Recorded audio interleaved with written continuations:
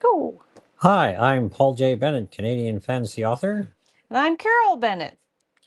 and this is our live stream coming to you on Facebook, TikTok, and YouTube. YouTube. As per usual, we've got a topic to talk about. We're going to feature one of my books, and we will also be taking questions. Yes, I apologize tonight. I'm doing double duty as the tech person, so I may be a little less interactive, but I will still be here. So, if you would pass me the book. Yes, here's that book. Today, we are going to be talking about Temple Knight, and Temple Knight is the first book in my Power Ascending series. So I'll just talk very briefly about what the book is about, and then we can get on to various topics of conversation concerning it and so on. So this story concerns, I was going to say a young woman, but she's not actually all that young. She's in her 20s. Well, I don't know, I guess you could consider that young. And she has joined a religious fighting order. And so when you first meet her in the very beginning, she's still a trainee. And then the second chapter, it picks right up with her first assignment. And the rest of the book is all about what happens when she goes to her first assignment and the people she meets and the experiences she has while she's there. Now, this is part of the Power Ascending.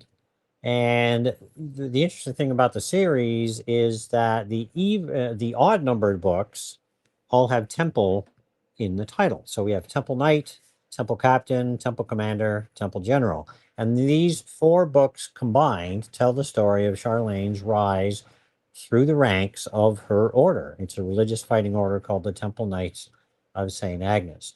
The even numbered books, which will feature on a different live stream, all have warrior in the title, and they begin with warrior knight, and then warrior lord, warrior prince, and warrior king. And they tell the story of a fellow named Ludwig, who Charlene knows.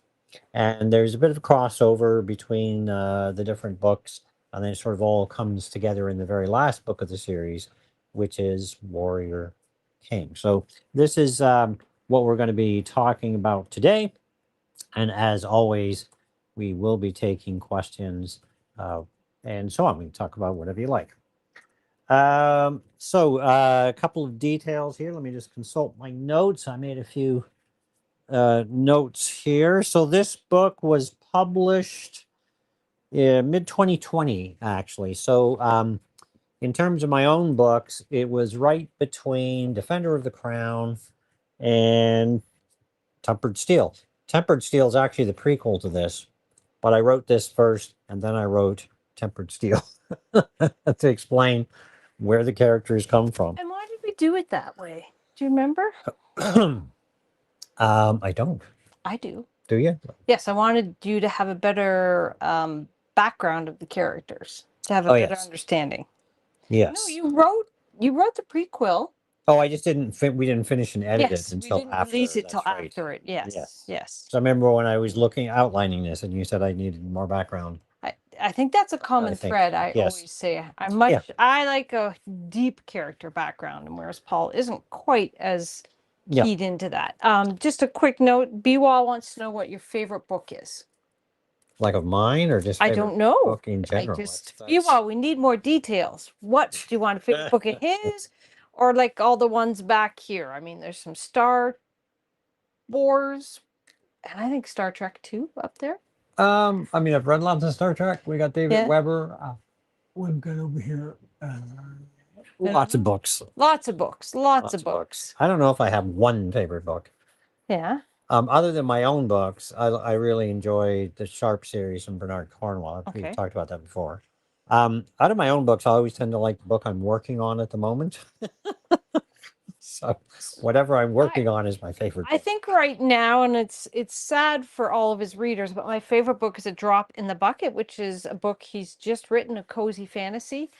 And I have to admit, I just finished editing it, and it's gone to our beta team and to our editor.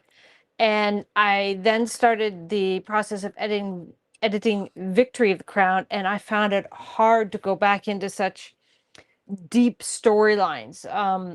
Well, Drop in the Bucket is such a light, breezy story. And then the first 2 pages of Victory is death and destruction. I'm like, oh, I What think isn't I it? liked. It is in the middle of a war. I know.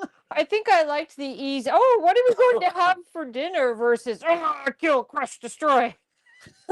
Yeah, it was a lot of fun writing Drop in the Bucket, and I'm looking forward to next week, actually, starting on the next book in that series. Yeah. Even though the first book isn't out yet, I'll be hopping in, and the second one is called Buckets of Trouble, or Buckets of Trouble. Buckets of Trouble, Buckets I of think. Trouble. Yeah, yeah. We do have an interesting question. I'm going to rephrase it a little bit. Hasselfly, I was just curious, why do you think there are writers who can write stories and then they get stuck? And they referenced an author in particular, which I don't think I need to say, but they may have a series going and then they get stuck. I have my thoughts on it, but you may have your thoughts on it. Yeah, I don't know. I think for me, a good example is Heir to the Crown. Once I decided it was going to be a long series, I knew where the story was going to go. So, I might have occasionally got stuck on a particular plot thread or something, but I always knew how the series was going to end.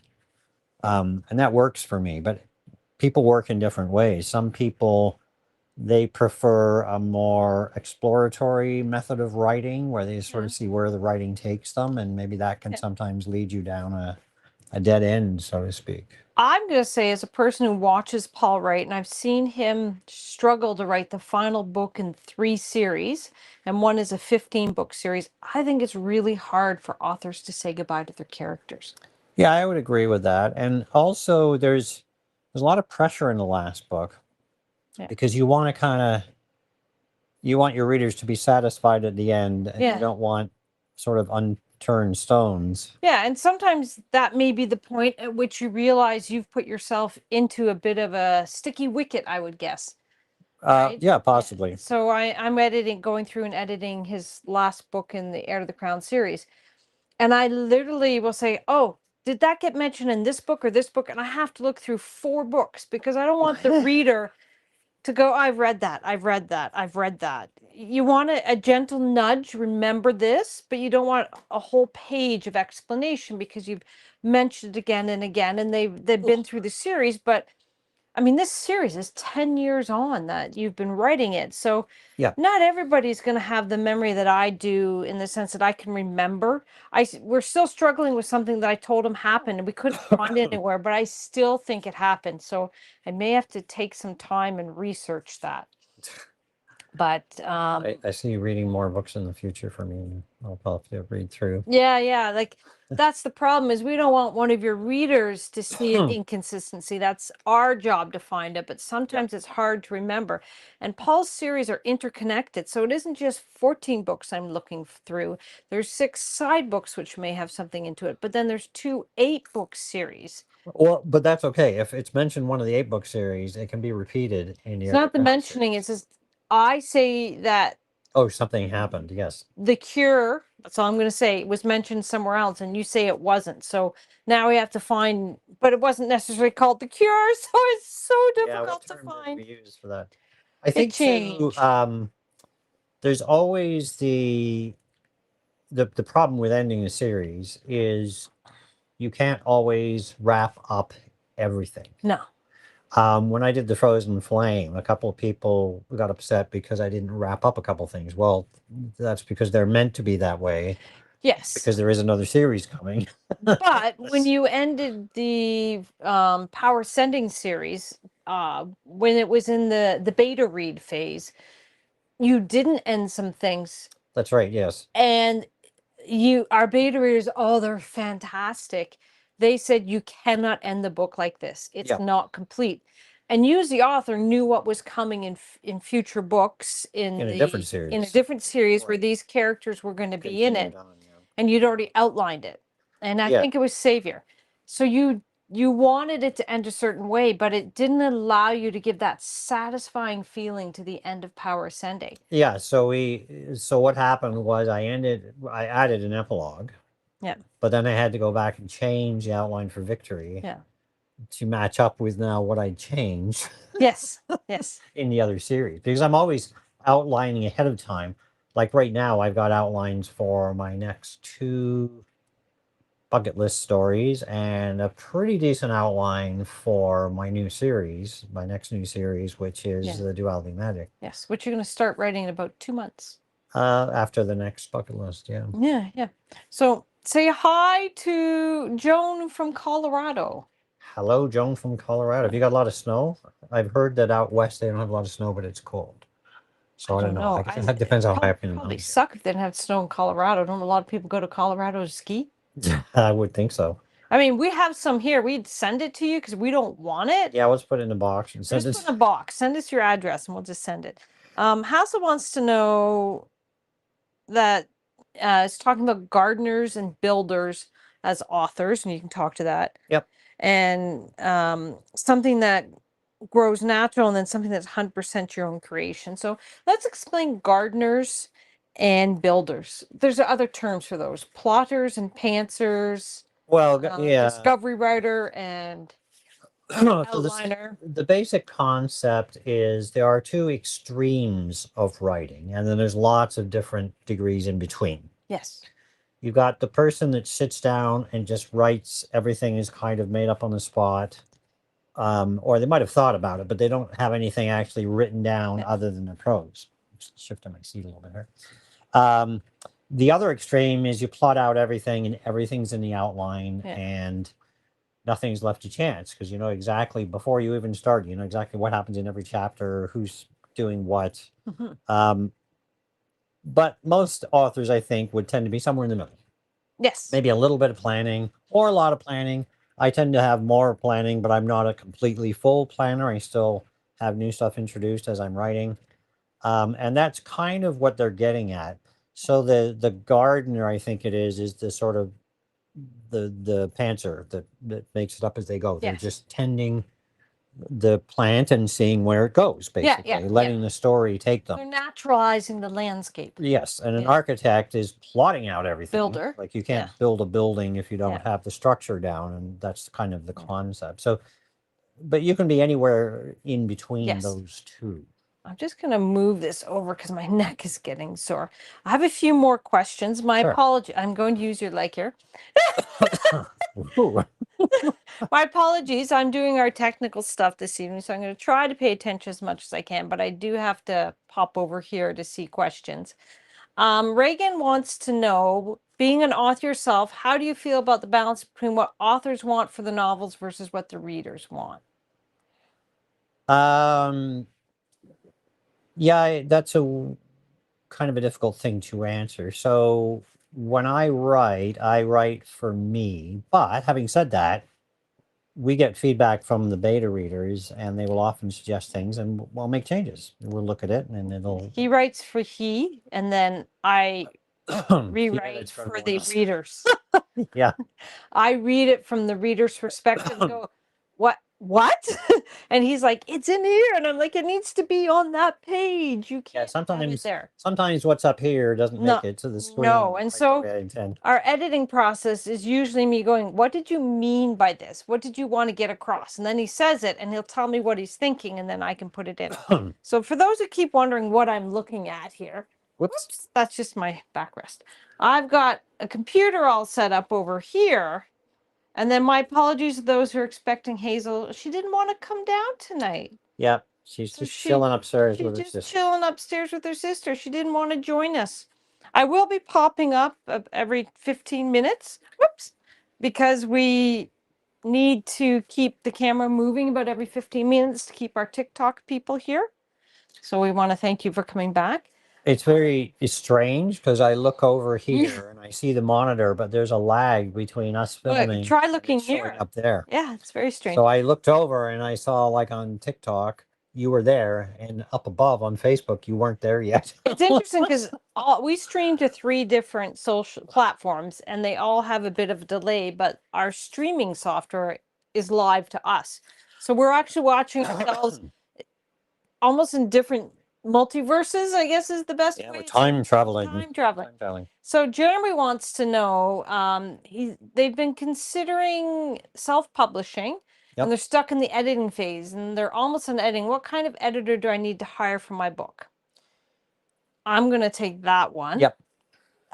Jeremy, there's 4 different type of editors. If you can afford them all 4, because they each do such a different thing.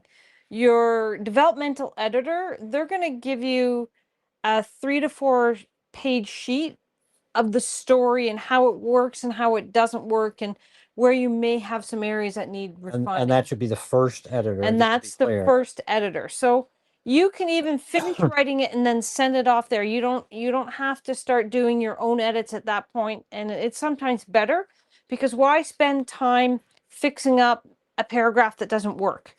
Right. So let's just dive into that a little bit. Okay.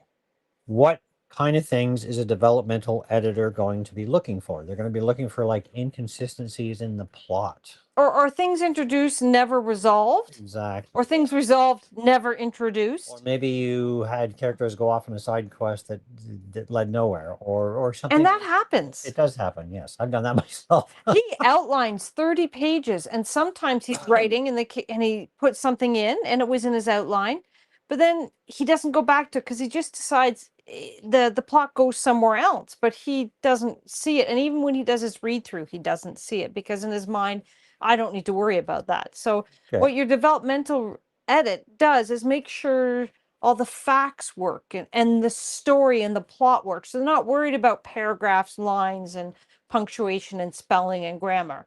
Right. You've got to make sure the body of the story works first. Okay, so then the second type of editor is a copy editor.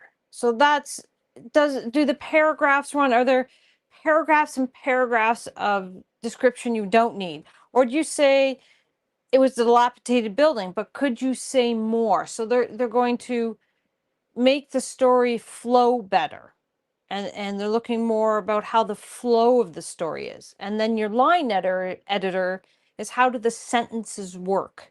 So they're not looking at paragraph by paragraph. They're looking by sentence and checking the grammar and the punctuation. And then the last is your proofreader, who is supposed to read and catch those last little nasty spelling errors and punctuation errors. And you should probably turn that off. Yeah. I was just thinking that might be showing up in the background there, making noise. Sorry if there's a bit of noise. We have a heater down here that we turn on, and then we've got to turn it off. Cold. And so that proofreader, but I want you also to know that there's going to be things that the proofreader doesn't find, even now.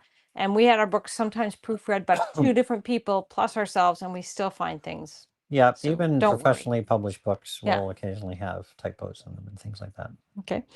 Joan says that the snow is mostly melted in Colorado. I wish it was almost melted here. Yeah, and Hassel says in Romania it's cold, which is just cold, which is worse. We used to Hello, Romania. Wow, you must be up very late to Yeah. watch us. we used to live in a place called Cold Lake, Cold Lake, Alberta. and it snowed until May. Yep. And then it started again in September. And hi to our friends Jim and Glenna that we met out there 30 years ago. Yeah. But haven't seen for a while. The joke used to be that the ice on the lake, Cold Lake, didn't really melt, it just sank to the bottom. Yeah, it was one of the deepest lakes in Canada.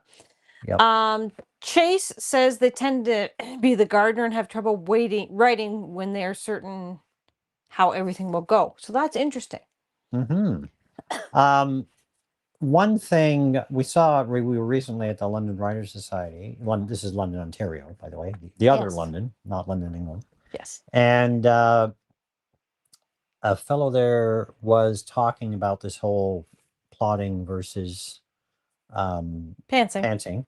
And he suggested that sometimes what you need to do as a writer is, if you're having trouble with one particular method, to maybe try adopting a few of the other techniques. Like if you're over plotting and you're finding it's a drag trying to write, try pantsing a little bit of it, like still keep an outline but not have it as detailed, and vice versa. If you don't normally use an outline, maybe just a quick outline, just to, it doesn't have to be super detailed. And it sounds like, Chase, for you, don't outline at all, just sit down and write, because that brings you joy. Writing should be joyous. You shouldn't hate writing. If you hate writing, change it up. Yeah, this is not writing essays for school. This is No. writing for. You want to writing enjoy for- your writing. That's the whole purpose of it. Yep. It's not about forcing yourself to write. Yeah. There's a well, I guess today we'd call it a meme of the tortured writer. Yes. That's not really a thing anymore. Oh, yes, it is. I mean, there are tortured writers, but that's most writers enjoy what they're doing. That's Yeah. why they're writing. So you don't think that you have to be tortured to be a Yeah. writer.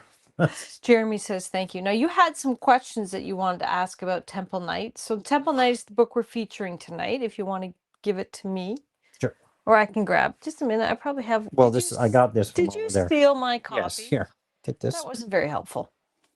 I So didn't have anywhere else I could put it down. This is the book that we're talking about tonight. I'm trying to talk about a book each week. Now, if you're interested in trying this book, you can grab it from Paul's website, pauljbennettauthor.com. It's 99 cents.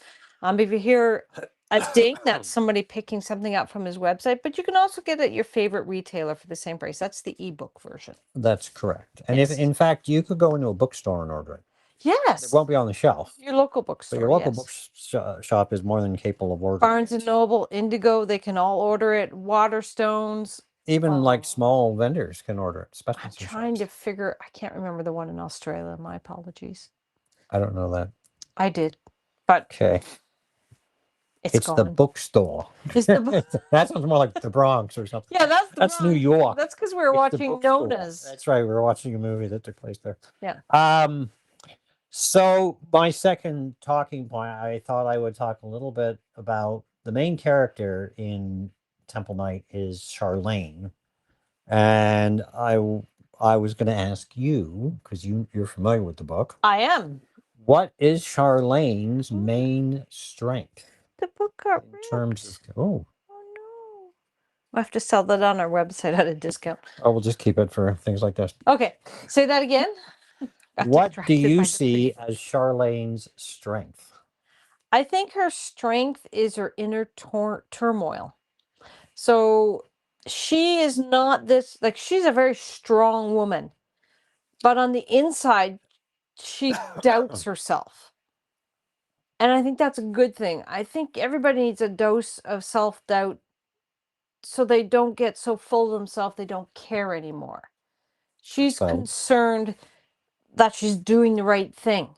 And that's good. You need to check in with yourself and make sure that, yes, this is the path I should be on.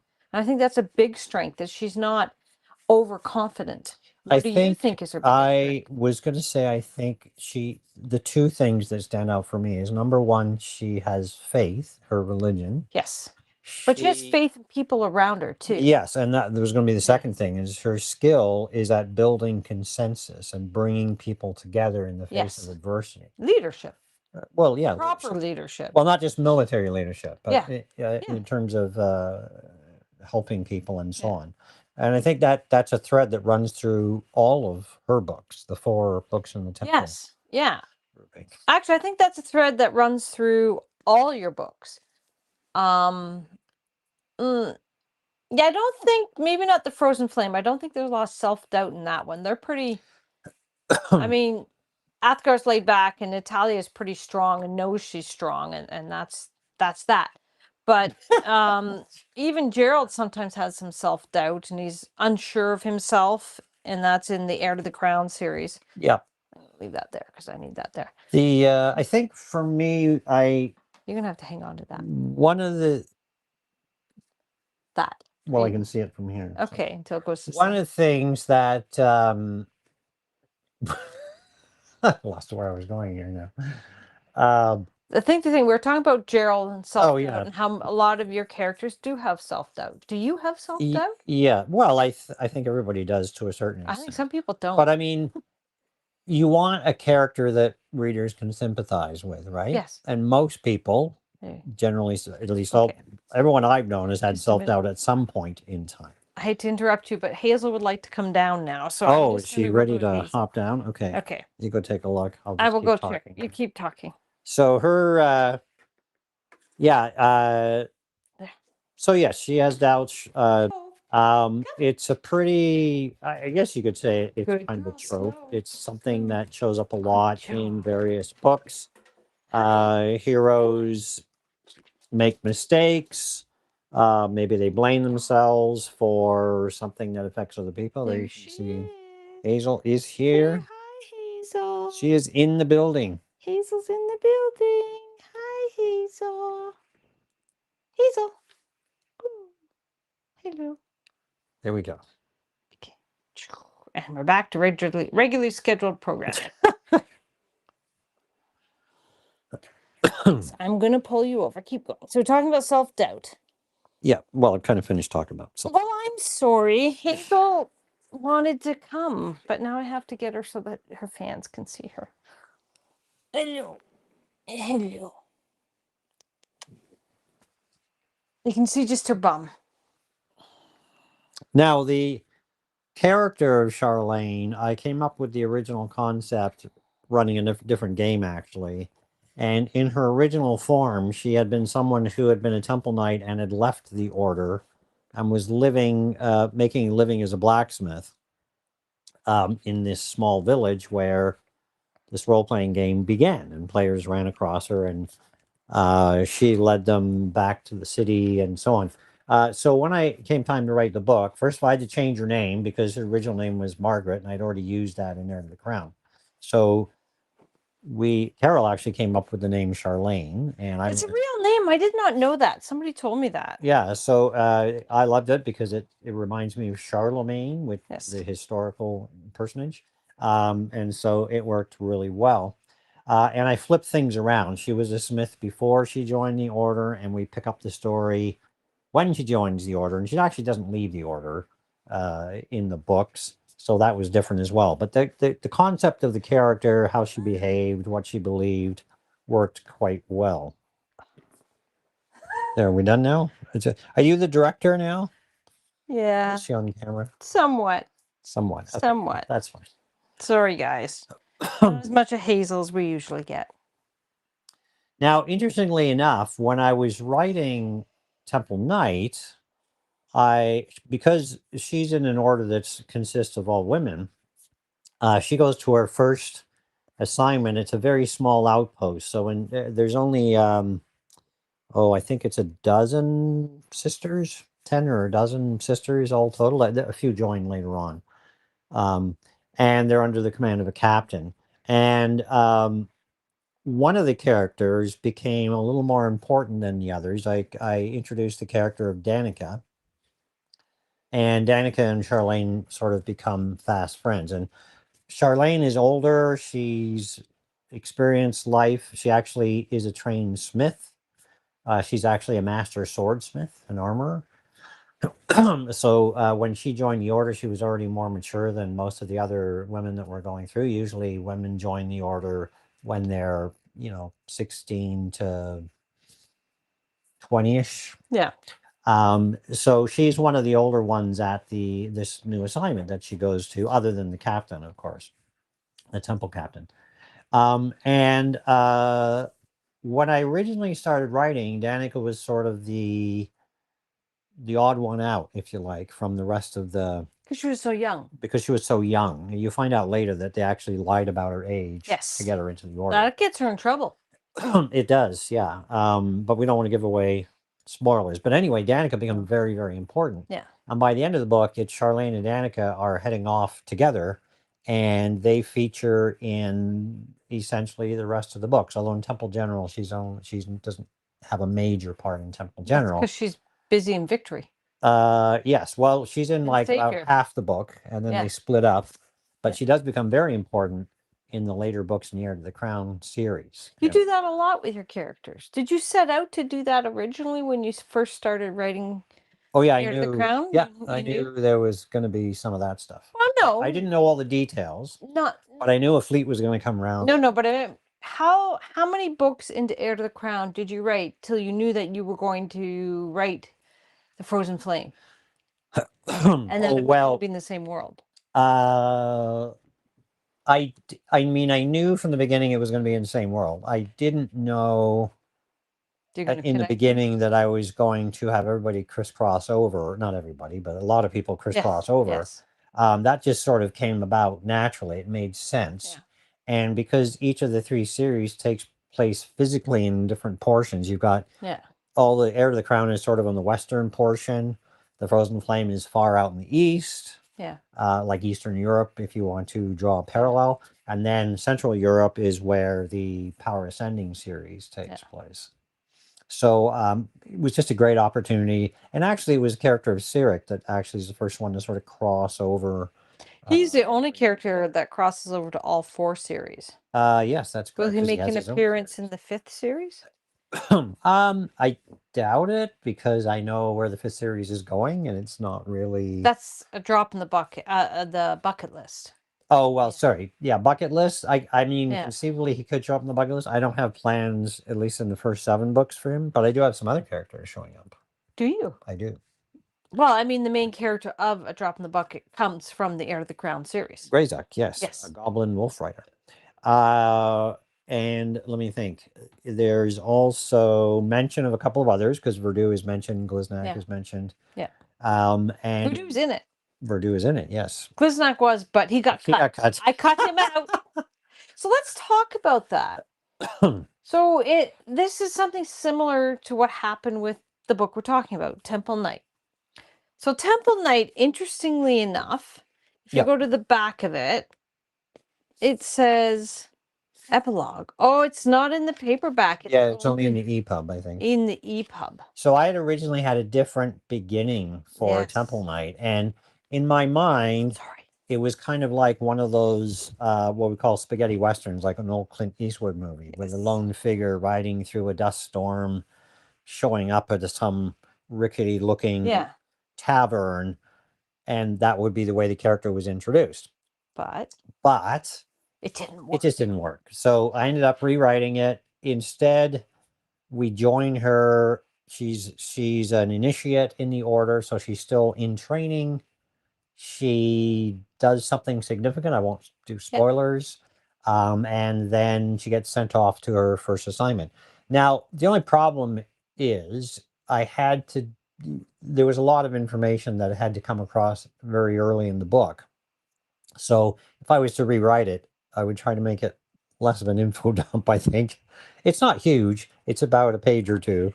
Yeah, so you had to explain. I had to explain how the orders worked. Yeah. It wasn't easy.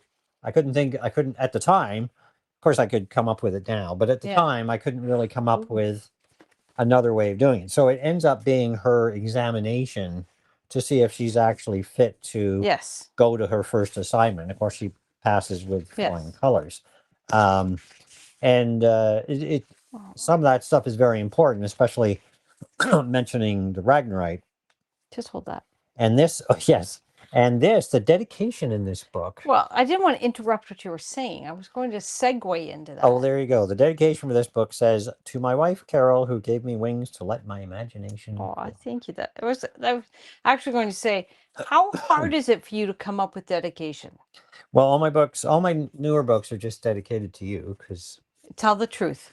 I mean, he loves me, but that's not the reason. It's hard to come up with dedication. I've dedicated stuff to my father, your my brother. I think I did one from mother, didn't I? You did not. I mentioned that. You do that. And to your children and to your dog who passed. Yep. You didn't do it to Daisy, actually. We did it for a friend. Two friends who have passed. Yeah.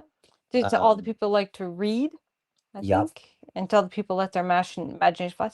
I think it's just hard because you write your books for everyone. The dedication is anybody who supports you and wants to read this book. It's dedicated to. Reagan wants to know, what's your favorite part of world building, the history, the cultural magic, etc. Everything. So, the thing I like about my world that I've created is it has so much depth. I can go in any direction. I've detailed in the books all about the different religions because there's a whole bunch of them. I've detailed all kinds of unusual creatures. I have a hard magic system. By hard, I mean there are rules as to how it works. It's actually based on a role-playing game. Now you're looking at all the... No, I'm just going to go like this because TikTok needs us to show stuff. So while Oh, he's okay. talking, that's the world that everything's set in. Yeah, we should get we should print up a color version so we can just hold it up. I know. Choo, choo, choo, choo. There we go. I'll hold it steady for a second. There. Okay. So I like doing all of it. I mean, on any given day, there's different things that I would like doing. Sometimes I like creating maps, which we have quite a few of, and there's tons of them available on our website, aljbennetauthor.com. Yes. But creating the lore is always fun for me too, or referencing historical stuff. I have two timelines that go back in time prior to all the books that lay out like when Merceria was founded and different things in Merceria's history and different things in the history of the petty kingdoms. All this kind of stuff is filled out in great gadget detail, a lot of which never actually makes it into the books. No. It's just there, and I know it's there, and it's there to reference if I want. And occasionally I'll come up with something new. In Victory of the Crown, a bunch of dwarves are talking, and they get discussing about, I think I called her Barda the Red. Bard of the Red? Barda the Red. I can't remember if Barda remember was that. named. Oh, you haven't seen it yet. It's in the third act. Oh, okay. I'm like, pretty good. And it's just remembering this names. legendary Yeah. dwarven warrior, and the one of the dwarves is like, well, she doesn't actually exist, you know, she's just a myth, right? So it's kind of fun just to throw stuff like that in there, because real life is like that, you know, like, was there a real Robin Hood, was there a real King Arthur? You don't really know. Well, that's another interesting thing to talk about, because when you're talking with friends, you tend to tell the same stories again and again and again. Yeah. So when Paul's writing his books, he repeats himself, and I'm going like, you said that twice. And then he goes, yeah, but, and then I think, yes, he also repeats himself with the same stories again and again. I'm curious, do other people find themselves sort of reliving the glory days or repeating things again? Is that... I think it's a natural thing to do. I mean, I can think of family get-togethers Yes. where Same stories again. you'll hear the same stories again, right? It's a shared experience, I guess, to a certain extent. So I think that's natural. Is that common, or I don't know? In books, you want to try to avoid duplication, but sometimes it's necessary. Like one of the traps I find myself in occasionally is like, oh yeah, these characters have discussed this before, but now we're talking about it with someone who doesn't know about it, but I don't want to have to re-explain the entire thing again. You do a good way. So let me tell you about this ... Yeah. That's a good way of doing it. Yeah. Now, what's interesting about Paul's books is they're heavy in dialogue. And I say this because I do have a program that can tell me how much of it's dialogue, and most of your books are 60% dialogue. And you use that to reveal what's going on and descriptions and things like that. But what's interesting is when you first started writing, you were very worried about dialogue. Yeah, when I first started, I was worried that that was going to be what killed it for me, that I wouldn't be able to do dialogue. Yeah. But I think because, I mean, looking back, because I've run so many role-playing games, I think you just get used to playing the characters. You know, I usually, when I'm running a game as a game master, I'm usually playing the voices, playing the characters, not just describing what the person is saying. So I guess it turned out to be easier than I thought. I found a way that I can look at. There you go. Look at that. You need a magnet on the book. Oh, you don't have MagSafe on the tablet. No, there's no MagSafe on the tablet. Do they make MagSafe tablets? I don't know. No. Okay. Just curious. Just curious. Just getting off topic. We like to do that a lot. We like to do that. Again, those who are noticing that I'm kind of half in, half out. Our technician wasn't able to make it tonight, so I'm playing the role of technician and partial host. Whoops. Just... Yeah, so I really enjoy filling in the background. Sometimes it's just an offhand comment. You know, like there'll be a reference to Gorman Gas the Wise, and that's not a name I used. That's actually from another book. But Gormenghast, the There's a Wise. book called Gormenghast. The Wise I just threw in there. But you'll mention just a random name, and then I'll immediately go into my history and add in a reference to it. Do you do that now? Yep, I do that. I've always done that. I've said that you need to make a list of all your dwarf curses because in your new book, A Drop in the Bucket, Kargan, is that the right name? No, Calder. Caldor, Okay. sorry. Kargan is an orc. Caldor is forever dropping little nuggets of wisdom. Yeah, I'll have to update. So I actually have documents. I Yeah. have named orcs, Yes. named dwarves, named goblins, Yes. named temple knights. And in that document, I'll have every character of that type that's mentioned in any of the books. Yes. It'll say, very importantly, whether male or female, because when it comes to orcs and dwarves, sometimes it's hard to tell from the name alone. Yeah. And it'll say what series they're in, and it'll give a rundown. But also, at the bottom of that document, I have place names, or in the case of orcs, tribes or enclaves, so the goblins, and I have any specific names, like for example, the orcs have umaks as their boats, for example, and goblins have enclaves, and they have benders and so on. So these are all listed in those documents. So when you talk benders, benders is a life mage, but let's be honest, how long did it take us? Because you originally called them shaman, which is what orcs call them. Yes, but I said you can't use the same name. Do you remember how long it took us to come up with bender?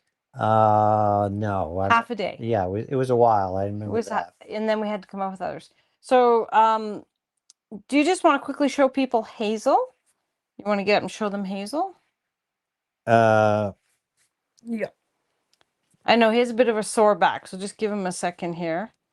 Go slowly. Yeah. Okay, where are we here? Here's Hazel. There's Hazel. There. Hi, Hazel. Oh, she looked up. Hi. She looked up. There we go. I'll swing back here. She's still here. Yeah. Oh, we can see her there. She's in the frame, actually. Is she? Yeah. I'll move your mouse. Yeah, I'll move my mouse. Okay. Oh. Paul put his back out, so he's a little tender. Yeah. I think you kind of... I am going to lose my TikTok on here because my iPad wasn't fully charged. But that's okay. You're almost out of juice. Yeah. Reagan says the dialogue is easiest for me. I mostly struggle with balancing visual descriptions. And I would agree that is where Paul... But Paul does it purposefully, don't you? Yeah, I want the reader to sort of imagine. There's different schools of thought when it comes to description. Yeah. I like the description to be light because I want the reader to imagine what their imagination is filling in. Obviously, there are some things that are important, like if you're entering a room full of people, you need to know who's there and essentially what the room looks like. But you can go overboard, right? You can go the route like Dickens, and you can explain the color of the carpet and the design on the carpet. And if it's important to the plot, that would certainly be worthwhile. But then you're describing so much, there's nothing left to the imagination. True. So, and I particularly like avoiding descriptions of characters. I usually give them a mannerism, a manner of speech, or something they do. For example, in Heir to the Crown, Aubrey and Beverly are related. So Aubrey often calls Beverly cuz or cousin. Yes. Haley used to always have a stray flick of hair of her hair. Yes. Gerald just has gray hair and a scruffy looking beard. So yeah, varies quite a bit. What is your favorite part of writing other than sitting beside me? Because you always say that. I'm just going to look away while you answer. I just like the process of creating and bringing these characters to life. You know, I like watching movies and or you know, TV series and so on, and you get to enjoy these characters. And you know, you might watch a show, whether it's, we'll stick to fantasy, and let's take a look at like Wheel of Time, Rings of Power, The Witcher, whatever. And you think, what if this character did this instead of this, right? The nice thing about writing your own story is you make the rules. You decide what the characters are going to do. Now, my favorite genre to read is typically historical fiction. Why don't I write historical fiction? I don't know, Paul. Why don't you write historical fiction? Because historical fiction, unless you're doing an alternate history thing, you're stuck with what actually happened in history, right? Not necessarily. You can change it. Well, It's but historical then, fiction. but then it's not really historical. Like Yeah, it's but alt The history. Man in the High Tower, that's historical fiction. But that's sci-fi, and that's an alternate history. The Man in the High Castle is like if Germany Yeah. won the war. Yeah. So it's an alternate history. Yes. But if I write, like if you look at the Sharp books by Bernard Cornwell, they take place during the Peninsular War. But all the battles in it Are real, but are real. his participation isn't. So they're Well, that's true, but he still has to build around. You can't change the yes. war and have Napoleon win the entire war, for example, right? Correct. If you're writing fantasy, it's all up in the air. You don't know what's going to happen, True. right? So you can't, if I was writing a book about, like, I don't know, the Third Crusade, people could go look up the Third Crusade and say, oh, well, I know how it's going to end, Oh, that's true. right? With fantasy, it's like, oh, what's going to happen? You don't know. It's not written anywhere. Well, hopefully you know. Well, yeah. But that's the fun. Yeah. That's the fun in writing. I think I can go off, take it in any direction that I want. And now, does that mean you don't have to do any research? Oh no, I do lots of research. Like what sort of things do you research? I have researched such diverse topics as breeds of horses, Yeah. training horses.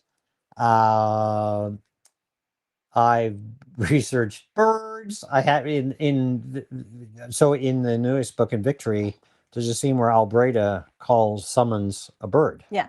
So I had to decide what kind of bird was going to be summoned, but I had to give it like a fantasy twist on Yeah. something. So it's a kind of a hawk, but it's not just Any old hawk. I picked out a particular hawk when I looked at it, and then I have to decide what am I going to call this thing, right? Okay.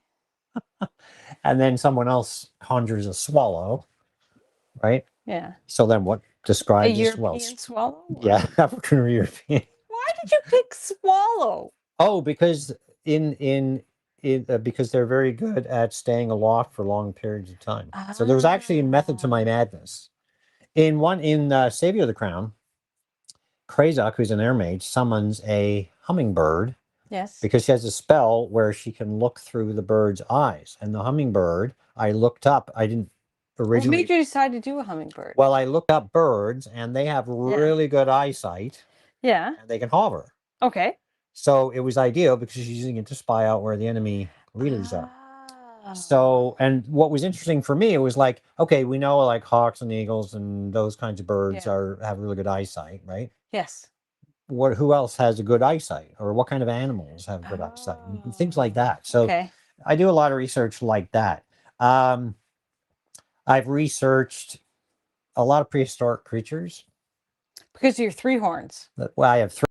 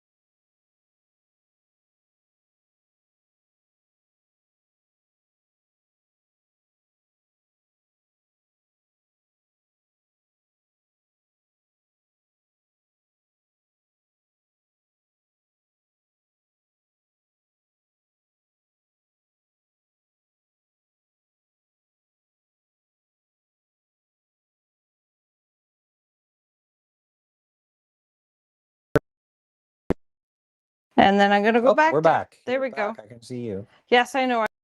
I quickly did that. Sorry about that, folks. There we go. It'll be just a moment for it to show up on others. There we go. Oh, there's your close up.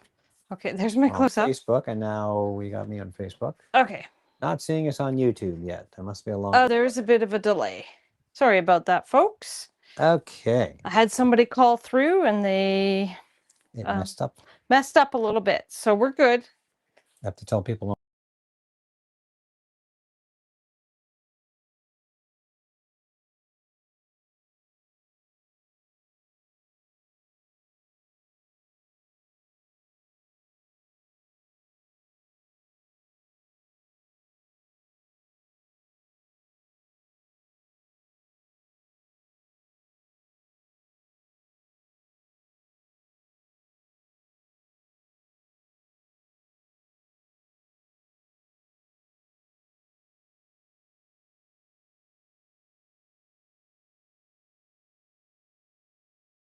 Ships of the medieval time period and ancient time period. I've researched lots and lots and I mean I've already read a lot on medieval history and battles and weapons and things of that nature. And so there we go. We're back. No, I can tell we're back. So yeah, there's I do a lot of research, just usually on things that I never expect to do research on. What is your least favorite research? I don't know if I have a least favorite type of research. Sometimes I end up going down a rabbit hole and then I end up completely off topic. Would CSIS be concerned with your research? CSIS is Canadian FBI, right? Is that right? That's more like CIA. CIA? Yeah, but no, CSIS wouldn't be concerned. I'm not looking up because I'm talking medieval stuff here. You've so looked up poisons. I did look up poisons for a story, yes. Yes. But that's about it. That wouldn't be CSIS. That would be, I don't know, the OPP, I guess. RCMP. I don't know. Then they'd look at the rest of my search history and go, yeah, this guy's an author. We have a friend who does police procedurals, and they would definitely have some interesting research. Well, she got to ride along in a police car. She did. With the London police. She did. It went to a violent crime. And went to a morgue. Yes. Yes. This was years ago when she was doing some research. Based on the stuff you write, what are things you'd like to do that you've never done or that you did recently and decided probably don't want to do again? Like riding a horse? Yes, I'm leading the witness, Your Honor. Yeah. I would think it would be nice to ride a horse, but I have a back that gives me too much trouble, so I think that's probably out of the question now. And then you tried archery, but that hurt your shoulders. Yeah, I have arthritis, so that's what happens when you get older. Yeah, he recently turned 65, and it's like his warranty expired on that day. Yeah, just have to adapt. Adapt. So that's fine. Still here to adapt. That's what's archery is another thing I've done research on, actually. Crossbows. Yes. For my books, technically an arbalest is simply a heavy crossbow, but in my books, an arbalest is a special dwarven steel crossbow. Yeah, I like how you made it dwarven. And it's well, it's got gears and everything, and it's mechanical in nature. So it's more like a modern crossbow, I guess, rather than a medieval one. And they're the only ones that have it. Now, did you have some more questions for us? You on your I do, yes. Tablet. Oh. Now, for those who are just joining us, we're talking about the beginning to his third series, Temple Knight. It's a complete 8-book series, and each book, every other book follows a different, how do I say it? It follows 2 characters, but every even book follows a warrior, and every odd book follows a Temple Knight. So, so we talked a little bit earlier, I mentioned the character of Danica. Yes. And when I wrote this book and I decided that there were going to be, whatever it was, a dozen sisters, I looked up on the internet and I found pictures of people women in armor. I remember that. And just to be clear, I wanted it to look like real armor, not bikini male stuff. I meant like real armor. Yeah. And so I found a bunch, and then from those pictures, I just sort of made up a name for each one, and just the I found one for Danica, and the person in the armor just looked really young, Yeah. and then the character just kind of came to me in that moment. You should do that for all your characters again. You've started doing Well, now on the bucket list, I created my own characters in Yes, but Hero did you Forge. do it for Angus and Toby? I did, yeah. Oh, did you? Yeah. I have a couple questions I for have to. you. Sure. Uh yeah, sorry, it's hard to read that. Do you prefer happy endings or emotional ending? I thought you were going to have more to I it. did. It says if you make another book, but you Oh are yeah, going I'm going to make. Yeah, So you won't stop making books. generally speaking, I like the book to have some kind of resolution. Not always. Not always happy, but it's not grimdark. No. So if it's not happy, it's probably because it's continuing on in another book. Generally speaking, the good guys are going to win. The good people are going to win. Yeah, good versus evil. It's good Classic versus fantasy. evil. Yeah. It's very few gray characters. That's you There's don't a like few. reading it, and that's Yeah, I write what I like to read. So Yeah. I want people to sort of root for the good guys and know who they are. I say guys, but good people. just people. The legend wants to know, what is your magic system? Can you talk about your magic system? Sure. So my magic system is based on a role-playing game that I developed myself with input from my players. And How long ago? Oh, a long time ago. What are we talking? 15 years, I think. Oh, no, It's no. undergone a lot of, well, it started with Peninsula War. It started in 1987. Oh, is it that old? That's way older than I thought. It was in Cold Lake. We Yeah, left well, Cold Lake okay, in so the 89. basic role-playing game started then, but Magic wasn't added till we came back here. We didn't do No. the fantasy part. No, magic was probably added about 25 years ago. Yeah. So the basic idea is there are 8 different schools of magic. 6 good, 2 bad. 6 good, 2 bad. So Yeah. there's the 4 elements. So we've got fire, water, earth, and air. Then you've got life magic, death magic, enchantments, and hex magic. And enchantment, every school of magic has like an opposite. Yes. And then I've got an Excel, or not Excel, sorry, an Access database that I've put all my spells into. And the way spells work is the game itself is based on percentage dice. You have skill levels, and you roll against your percentage dice, and you want to generate what are called success points. The more you make your die roll by, the better. I won't get into the physical mechanicals, but you get the idea. Each spell has to scale. So this is very, very different from games like Dungeons and Dragons. In Dungeons and Dragons, you cast a fireball, let's say it does a certain amount of dice damage. Every Yes, single you time. can, well, you can cast at a Yeah. higher level. There's Yeah. options like that, but it doesn't really scale in the same sense. My spells scale from 1 success point all the way up to say 20 or more success And success points. point is 10% of a dice roll Yeah, pretty Yeah. much. on percentile dice. So like a Yeah. 55 would be 6 success points because you round up. Yeah, as And long as you're then rolling less than At your skill. 25 would be 3 success points. And then to make it more interesting, when you cast your magic spell, if someone's close by, like you're laying on hands to heal them, that's fine. But if you're trying to hit someone with a flame streak, for example, you then have a ranged magic skill that determines how well you're able to And hit your target. how that translates into this book in particular, she's actually learning how to cast ice shards. Not in this book. This is Sorry, different book. Temple Knight.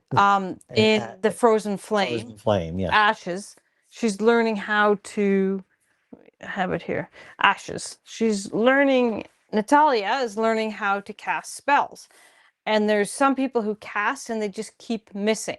They're powerful. They can generate a lot of magic, but they can't control it. Yeah. And the way the magic system works is there is a score that the individual has, which we refer to as energy. You could think of it as mana. Did you do that for these characters or no? No. No. Because it's not a lit RPG game. True. It's just a way of explaining the magic. Yeah. So there is a science, in a sense, of how the magic works in the world of Eiddenwerthe. So yeah, this is like a reserve of energy, and then once it's gone, you can keep casting, but it Yeah. draws from your physical body, and that manifests itself in a couple of books Yes. where people will start to bleed from the ears or their nosebleed or Yes. something because they're using too much power. And I just want to say I was doing that before Stranger Things did the nosebleed I thing. So noticed that. It's funny that that happens because there was also another story that used undead, so you had to change it and use spirits of the I dead. did, yes. Much better story for it. Yeah, so the original concept for which one was that? I can't remember which Book book. 5. Five, not five. It's book 6 or 7. 7. It must be 7 and 8 because 5 ends with That's the true. queen, right, Yeah. becoming queen. Yeah. And it's during that whole Norland War that this happens, and it was going to originally be an army of undead, but That was done elsewhere. this was done years ago, and Game of Thrones came out, and I hadn't read the book. It was just funny because I bought you the book, but I never read it. And we saw the undead on the TV, the undead army, and the walkers or whatever, and I went, "Oh crap, I can't do that now." And you'd already outlined it too. I had. No. Wasn't that you'd outlined it? We'd played it in the role-playing game, and Yes. you were just going to pull it from there. Yes. We played that a couple years ago, and so then you had to change it, but it became much stronger story for the Yeah. change. Yeah. So it was it was a shift in the Yeah. narrative, but it worked. It's fine. If we hadn't seen Game of Thrones, I probably wouldn't have changed it, and it worked out to be better anyway. So Well, that's awesome. We definitely had a great talk today. Enjoyed sharing all this with everybody. If you're interested in seeing Paul's books, you can go to his website, pauljbennettauthor.com, and you can start any of his series for free. We'd love to see that, love to have you do that. Or you can order signed paperback, and we give you a whole bunch of goodies. You can go to the website, and you'll see the goodies on the website that you can get. and while you're on the website, you can check out all about Eiddenwerthe. You can see maps, Yes. you can see the bestiary, which describes some of the creatures that are Yeah, mentioned in the we have books. little cards of the book of the beasts as well. We do. But we're here every Thursday, and hopefully next Thursday we'll have our technician so I can be a little bit more engaged. My apologies for those. And our technical difficulties are a little bit harder to oversee when I'm on this side of the camera and there's no technician on that side of the camera. But thank you so much for coming, and we hope to see you again next week.